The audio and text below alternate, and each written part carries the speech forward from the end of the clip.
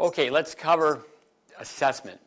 Our assessment is, number one, is to film a player's essential strokes. We're going to put them through skills test 1 and 2. We're going to make a take-home tape, and there's going to be a meeting afterwards where the player and hopefully both parents, at least one. Number 2 is adding tactical match play filming. And then what we want to do is chart that. We suggest that you even incorporate physical testing. Could be the mile time. Could be a number of different exercises.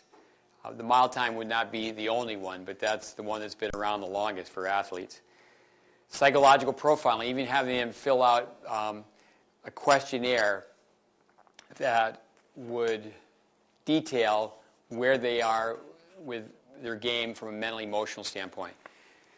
Coming back to the assessment, we film their essential strokes, we film from different angles. When it comes down to the take-home tape, it's a narrated slow-motion analysis. Now, this is very labor-intensive and it takes time. But remember the expression, there is no substitute for a good beginning. Start the relationship, the player-coach relationship, the right way in the beginning. With sitting down with the parent saying, well, on the skills test, the skills test where they hit 25 shots at designated targets, to say, well, your child was at 40%.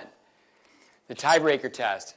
And very often we have players visit us that are top 20 in their section, in their age group. Can be all the way to the 18s, and they lose the tiebreaker test in a hurry. 7-1, 7-2. It's discouraging, but it's a benchmark. It lets the player have a reality check and know where they are. The thing about the narrated slow motion analysis, it's nice to have the parent and the player sit down without you being there, and they can watch the tape several times, and it's not a matter of interruptions and Q&A. It's your child is taking the racket back low. It's a reset swing.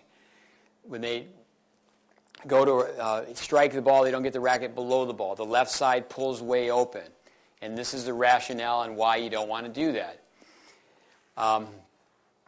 With match play and charting, to then tell your child or have the parent know that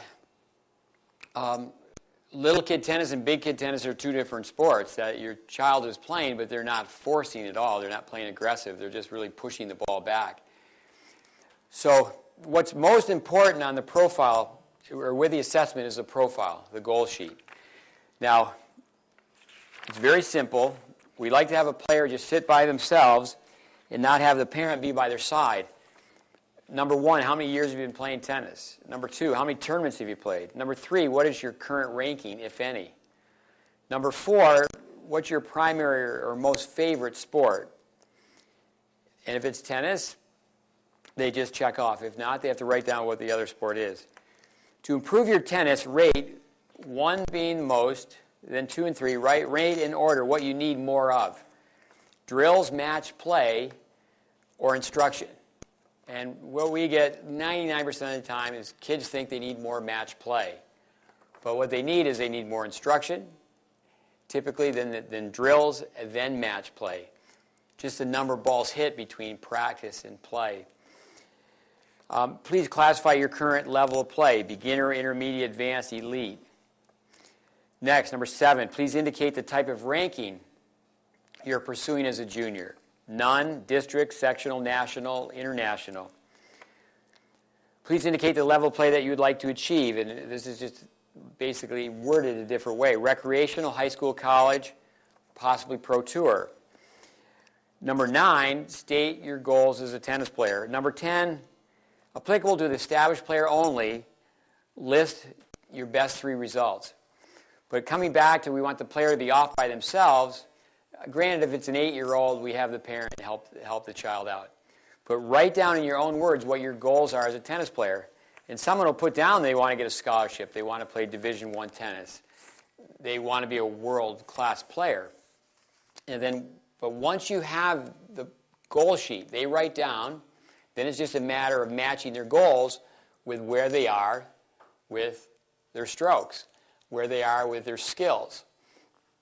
But to have an assessment, a lot of times I know, say for example, people working on indoor courts, it's very difficult.